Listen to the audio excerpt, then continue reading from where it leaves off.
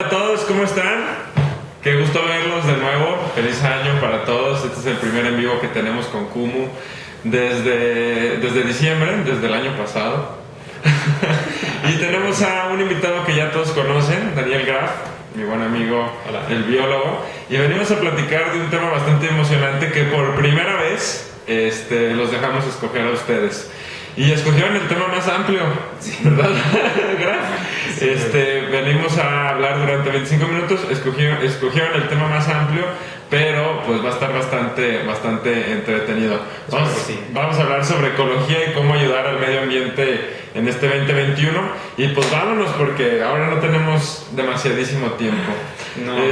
Graf, pues ahora sí que nos dejaron aquí este tema pesadito porque es muy amplio, pero no sé si quieras ir dando alguna introducción o algún pie a esto. Sí, el tema es súper amplio. Tan solo hablar de ecología es un tema que se puede llevar horas y horas y horas y horas porque implica muchas cosas. Pero bueno, para empezar, y así algo básico, ecología en lenguaje súper coloquial, sencillo, es el estudio de la casa donde vivimos. O sea, para decirlo en pocas palabras, ¿no? ¿Cómo? La ecología es la rama de la biología que se encarga de estudiar el ambiente en donde habitamos. Ok. Básicamente, existen diferentes tipos de ecología, pero bueno, para quedarnos cortitos, de eso se trata. ¿Y cómo ayudar al planeta en pleno 2021? Pues bueno, es una pregunta que también es extremadamente grande, pero dadas las condiciones en las que estamos actualmente, creo que se podría reducir a hablar súper sintéticamente en cómo la pandemia ha afectado a este planeta, pros y contras, ¿no? Entonces, cosas porque rápidas. ha habido pros interesantes, ¿no? Muy interesantes. Hay varias posturas al respecto. Hay muchas personas que creen que la pandemia vino a solucionar muchos problemas ambientales en el planeta, y hay personas que se han dedicado a desmentir este supuesto, ¿no? Por ejemplo, estuvieron circulando un montón de fotografías durante, creo que los meses de marzo, abril, marzo, mayo, por ahí, de, por ejemplo, en Venecia, de que el agua estaba súper clara, que la contaminación del aire en la India disminuyó drásticamente, en China lo mismo. Ciudad de México. De hecho, sí, en la India, según un estudio que se publicó en la BBC, las emisiones de gases de efecto invernadero se redujeron en un 50%, considerando que la India es el país industrializado, uno de los países industrializados que más manufactura o más productos producen, pues es una cantidad de emisiones de gases de efecto invernadero muy baja, ¿no? 50% es muy bajo. Lo detectaron mediante imágenes de satélite. La NASA publicó un estudio donde a través de un proceso súper complicado con el satélite pueden ver cuántos gases de efecto invernadero se están emitiendo en ciertas partes del mundo en un momento específico. Wow. Entonces, para ahí de marzo, que es la mitad del proceso de la pandemia, cuando casi todo el mundo se encerró, vieron que en China 50% menos, Ciudad de México casi 50% menos, el norte de Italia, sur de Francia, zonas donde se producen muchos bienes, 50% hasta 60% menos de gases de efecto invernadero. O sea, súper bien. Sí, disminuyó muchísimo. Sí. Pero hay que tener en cuenta como una metáfora, una analogía, es qué hacen cuando en la leña, la fogata, se va apagando el fuego, ¿no? Cuando una fogata se va apagando, ¿qué es lo que haces? Pues le echas más madera, ¿no? Sí. Imagínense que en vez de madera es petróleo y el mundo entró en una pausa momentánea por la pandemia, disminuyó el consumo de petróleo en el mundo, disminuyó la emisión de gases de efecto invernadero a la atmósfera momentáneamente, pero cuando la economía se recupere, inmediatamente, ¿qué es lo que pasa? Le inyectan más petróleo en los procesos, la industria se reactiva y los gases de efecto invernadero aumentan en la atmósfera. Entonces, se prevé un aumento en el corto plazo porque las industrias tienen que producir mucho más rápido porque están atrasados. Sí. Entonces, no es una solución. La pandemia no vino a ayudar de manera, digamos, a largo plazo al mundo, sino que estamos viendo una pausa momentánea en el proceso porque prácticamente todos los países del mundo siguen con la misma tecnología basada en combustibles fósiles, en carbono, en petróleo, en gas, etc., ¿no? Entonces va más allá de lo que nos dicen. Y pues no sé, creo que esos fueron los contras. Algunos pros. Una introducción muy buena. Algunos pros, pues rápidos. es que sí disminuyeron, por ejemplo, los incendios forestales porque la gente no iba a los campos, a las zonas forestales porque se cerraron. Exactamente, porque todos nos encerramos, entonces hubo menos fuentes de ignición, hubo menos eventos de incendios, por lo tanto menos contaminación del aire. Menos coches en las calles, menos contaminación del aire, mejor salud para las personas, etcétera. Porque aquí tengo un montón de datos, pero nos vamos a ir muy lentos y los digo todos. Pero por ejemplo, algo para que se den cuenta la importancia de la contaminación del aire o la contaminación atmosférica, tan solo en Latinoamérica la Organización Mundial de la Salud tiene un estimado de 300.000 muertes al año en el continente americano. A nivel mundial 7 millones de personas se mueren por mala calidad del aire. Entonces sí es un issue, es un grave problema a nivel mundial que no vemos.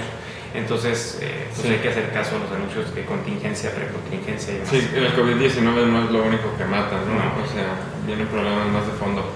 Oye, y bueno, justo lo dijiste de una manera, de un ejemplo muy sencillo de entender, que qué pasa cuando te está apagando la fogata, pues le echas más leña, ¿no?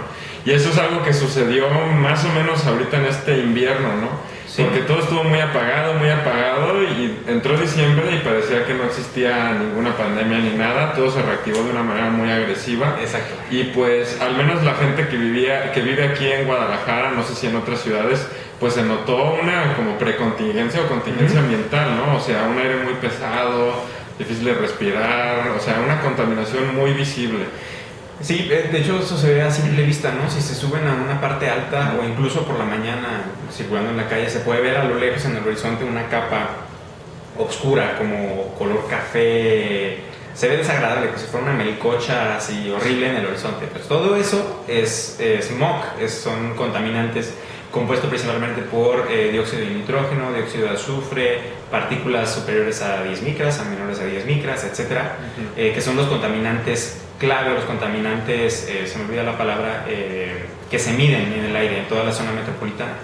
Y pues en invierno se siente más por el simple hecho de que existe una cosa que se llama inversión térmica.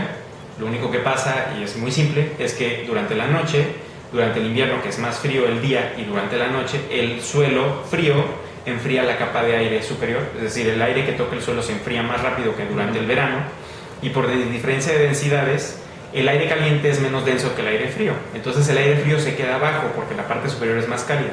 Entonces todo el humo que se produce durante la noche se queda encerrado en la capa fría, que es más densa, y lo que evita que salga a la atmósfera es el aire caliente. Por eso, en cuanto sale el sol, se despeja esa capa horrible de melcocha negra y sube a la atmósfera. Por eso dicen y dan tantas recomendaciones de no hacer ejercicio por la mañana, no salgan a correr por la mañana cuando hay precontingencia ambiental, cuando hay contingencia ambiental, porque sí es peligroso. Las partículas menores de 10 micras se meten en los pulmones y afectan directamente el tejido pulmonar como si fueran una especie de cristales. Y hacen daño físico, entonces sí hay que hacer caso. Y para aquellos que tienen COVID y que les cuesta trabajo respirar, pues peor, ¿no? Peor tantito, sí. Oye, y esto viene mucho de la mano de las posadas y la leña que se enciende, del arbolito de Navidad, de tantas luces que se conectan. ¿Tiene una relación real o no es tanto? No. Es más bien la época del año. No, claro que sí. Imagínense que durante... Sí, por supuesto, durante la noche... Y fue muy enfática la Secretaría de Medio Ambiente aquí en el estado de Jalisco en decir no enciendan fogatas durante la noche, no fuegos artificiales, no cosas que contaminen por el hecho básico de la inversión térmica, porque eso va a pasar sobre todo en las noches más frías que ocurren precisamente en la última semana de diciembre y todo el mes de enero. Entonces, por eso esa fue las recomendaciones. Y sí, imagínense que durante todo el año estuvimos prácticamente encerrados, la industria estuvo parada. Entonces durante el mes de diciembre se vienen las fiestas y todo el mundo se vuelve loco por el consumo, por consumir, compras. Las industrias tienen que producir más productos, tiene que haber más carne disponible, tiene que haber...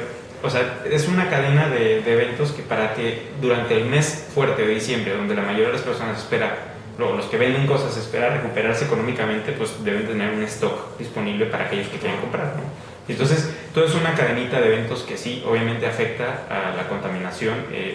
Somos una fuente de contaminación y variamos a través del tiempo, ¿no? Entonces, sí. Sí, a través de las épocas un poquito, ¿no? Porque también me imagino, y eso es algo que probablemente no se ve en el cielo, pero la cantidad de basura que se genera en estas épocas también debe estar cañona, ¿no? Sí. Y eso debe de traer una afectación a un mediano o largo plazo, ¿no? Hablando del mediano o largo plazo, definitivamente afecta y pues todo el rollo de las inversiones térmicas entonces se va a ir durante la primavera, ¿no?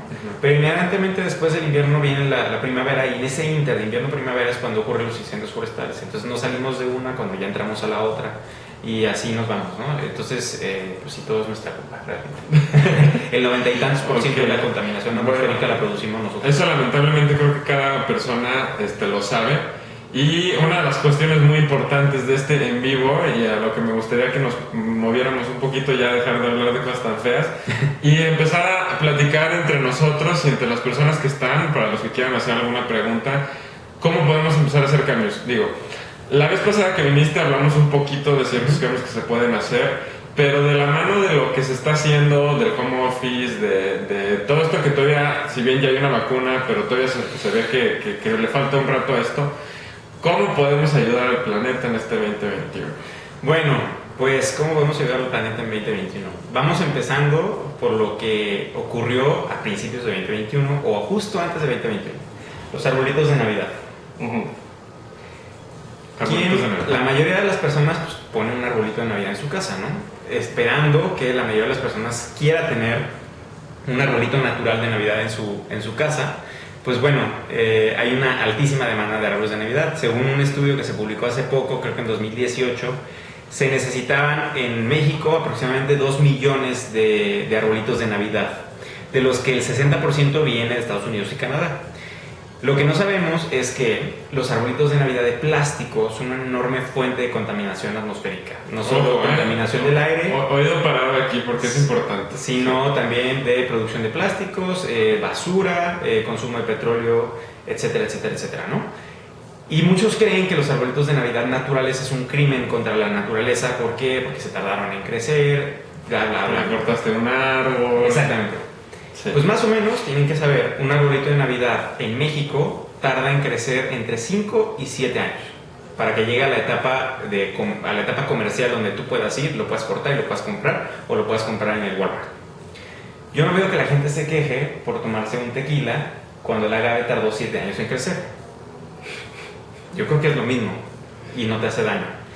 Otro de los grandes beneficios es que un árbol natural de Navidad se cultivan en zonas boscosas de México, principalmente son en el Estado de México, Puebla, Tlaxcala, Hidalgo, en la zona central. Son como 11 estados donde se producen los arbolitos. Zonas más frescas. Zonas frías porque son árboles, son pinos y oyameles principalmente. Entonces sí ocurren en zonas frías. Y los cultivos de arbolitos de Navidad, aparte de que son bonitos, protegen el suelo, permiten la infiltración de agua de lluvia a los mantos acuíferos que alimentan las grandes ciudades como Puebla, Ciudad de México, Toluca, todas esas.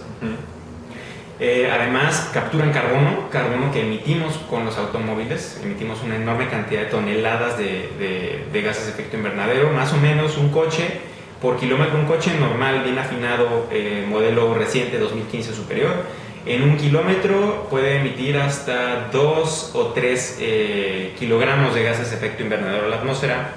Entonces es un montón. En un viaje, creo que en un viaje de unos 1000 kilómetros, ahorita les digo, bueno, ahorita me acuerdo. Sí. Entonces, los árboles de Navidad pueden ser una muy buena forma de mitigar los efectos del cambio climático, por ejemplo. No es un crimen contra la naturaleza, están sembrados para eso, tardan 5 o 7 años en crecer. Como que mucha gente piensa que van ahí a la intemperie y no van a los bosques, sí, o sea, no van a los bosques a cortar. Lo que mucha gente, insisto, no sabe probablemente es que hay zonas de cultivo para esto, ¿no?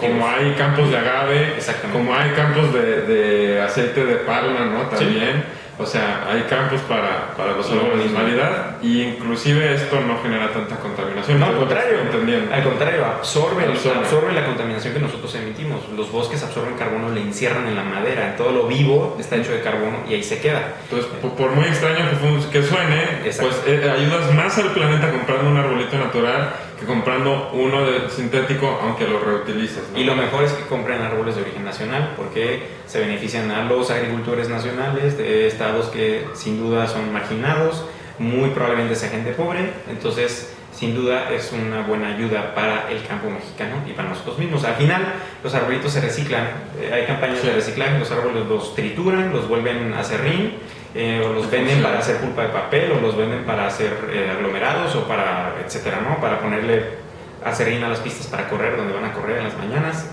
para eso son, ¿no? Entre muchas otras cosas. Al siguiente año hay que comprar un arbolito natural.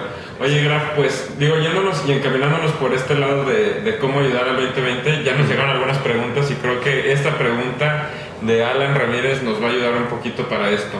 No sé tú qué también ves o qué tanto ayuda al planeta tener tu propio huerto en casa, ¿no? Okay. Y es justo lo que nos pregunta Alan, nos dice, ¿nos podrás guiar para hacer un huerto en casa? Bueno, yo así sin tener mucho conocimiento pensaría que es bueno, ¿no? Sí, tener un pequeño huerto. Definitivamente, y creo que lo platicábamos la vez pasada. Sí. Imagínense, todo en esta vida tiene un precio ambiental, no es por hablarlo románticamente. Pero, sí. Por ejemplo, ustedes van al súper y compran una lechuga.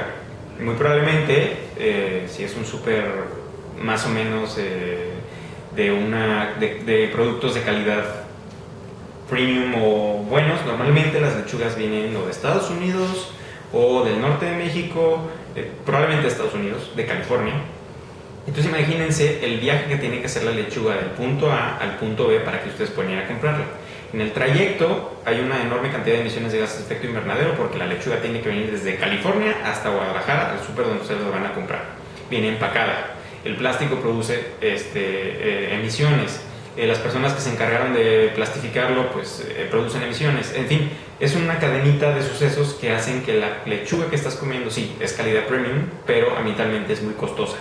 Entonces, si ustedes, además de pesticidas, y los pesticidas se producen con petróleo, los pesticidas en exceso contaminan los cuerpos de agua, en fin, ¿no? Entonces, si tú produces tu lechuga en casa, pues sacas a esa lechuga del mercado.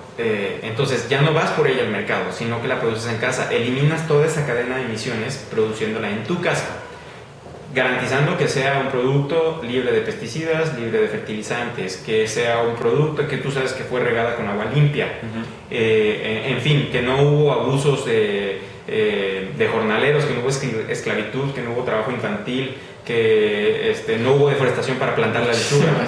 En fin, funcionan los huertos en casa, sí.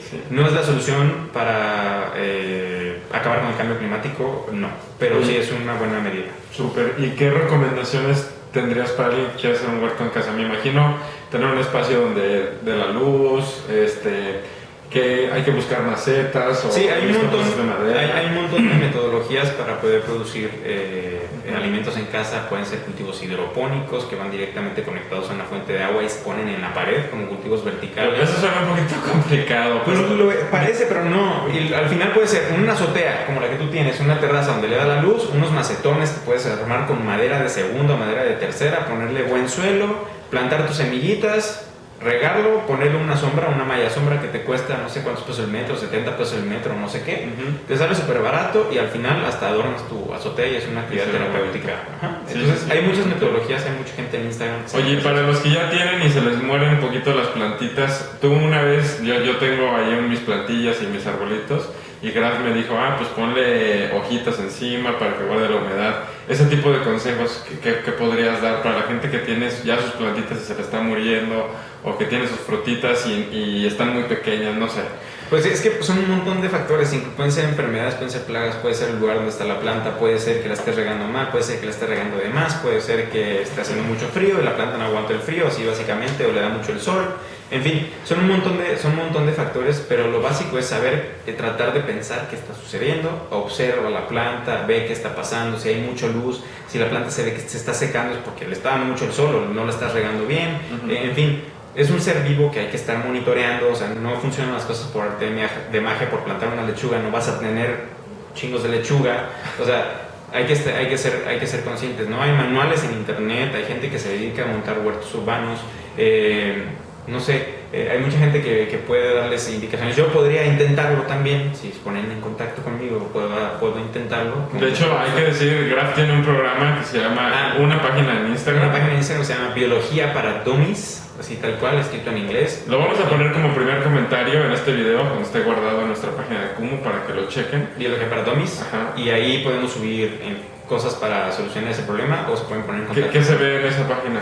Hay un montón de videos, datos científicos que normalmente no nos damos cuenta cuando vamos caminando por la calle. Es un blog de ciencia ciudadana para todos y para todas, ¿no? Está muy padre. Digo, Graf les va explicando ahí poquito a poquito lo que va viendo y se va encontrando. Y de repente uno pues por ejemplo, hay un árbol aquí a un lado de mi casa y yo lo veo todos los días y Graf llega y me dice, este árbol está enfermo porque tal y tal y tal y tal y tal, y tú, wow, no lo había visto, ¿no? Entonces es algo así de lo que se trata su página de Biología para Dummies. Entonces los invitamos a que lo chequen. Oye, y bueno, siguiéndonos un poquito sobre el camino porque ya no tenemos demasiado tiempo.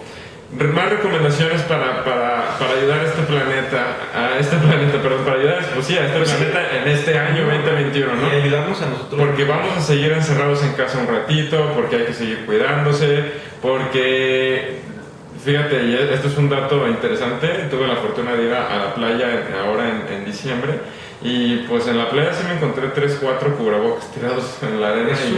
Es súper desagradable. Es un problema.